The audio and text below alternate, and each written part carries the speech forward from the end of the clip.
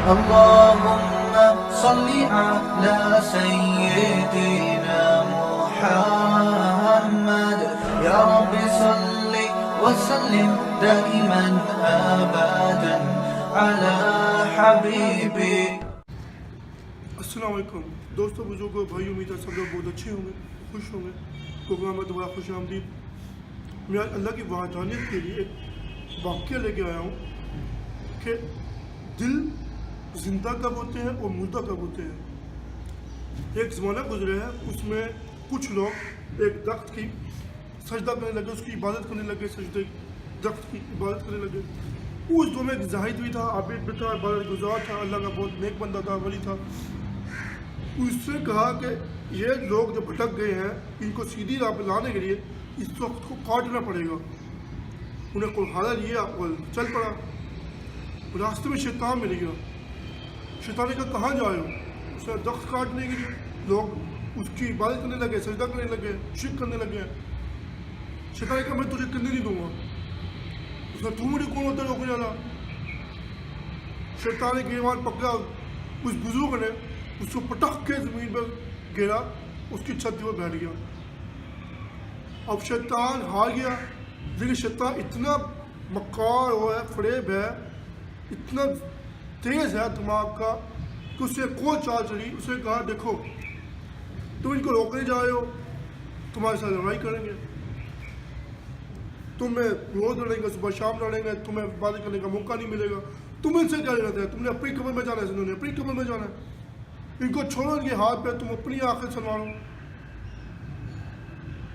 باپ اس کو بزرگ کو باتوں میں لگایا دیکھو تم اس سے لڑو گے فائدہ کوئی نہیں ہوگا.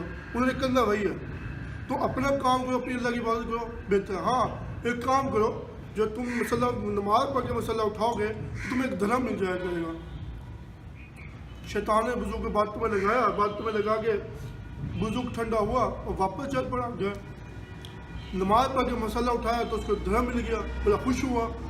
اس سے کہا میں تو وائے نہیں آئے ہو گئے کہ مجھے تو مفت میں بیٹھے بیٹھائے دھرم مل جاتا ہے، کچھ کرنے کا موقع نہیں ملتا، تو اپنے ضرورت کی چیزیں میں اپنی پوری کر لوں گا. کچھ دن یہ واقعات چلتا رہا کہ اس کو دھرم ملتا رہا.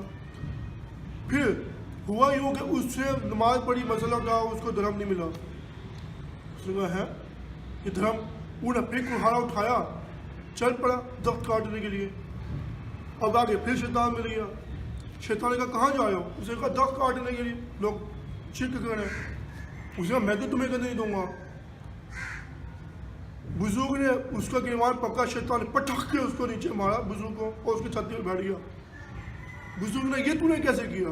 جبکہ میرا تجربہ تھا ماضی کا کہ میں تجھ سے طاقتور تھا، لیکن اب تم مجھ سے طاقتور کیسے ہو گیا؟ شیطان نے دیکھو بات کیا کیا، کہتے تو تھا پہلے مخلص، اللہ کے ساتھ تیرا خلوص. مخلص کے ہونے کے ناطے اللہ کی رضا کے لیے تو درخت کو کاٹنے جا رہا تھا. میں تو یہ ہو گیا. اب تو اللہ کی رضا کے لیے نہیں جا رہا، اپنے دھرم کے لیے جا رہا ہے، اپنے دھرم کے لیے. اس میں چیز، اس واقعے میں چیز ہے جو نوٹیبل ہے، وہ یہ کہ کوئی کام ہم اللہ کی رضا کے لیے کریں گے، کوئی کام اگر ہم اللہ کی رضا کے لیے کریں گے، اللہ کی خوشنودی کے لیے کریں گے، تو ہمارا دل منور ہوگا، ہماری رسمیں نہیں ہوں گی. ہم نماز پڑھتے ہیں، روزہ رکھتے ہیں، زکوٰۃ رکھتے ہیں، حج کرتے ہیں، یہ ہم صرف رسمیں ادا کرتے ہیں، خود کو نہیں دیتے، خود کو اس چیز میں نہیں ڈھالتے، اللہ کی باتوں میں نہیں ڈالتے. قرآن پڑھتے ہیں لیکن قرآن کو جو پڑھنے کا حق ہے وہ نہیں کرتے. رسم ادا ہو گئی، قرآن پڑھ لیا ٹھیک ہے، لیکن اس کو حق جو تھا وہ ہم پورا نہیں کیا. ایک حق جو تھا وہ ہم نے پورا نہیں کیا. اس وجہ سے اس کی مخلص جو پہلے اللہ کی رضا تھی تو وہ شیطان میں حاوی ہو گیا.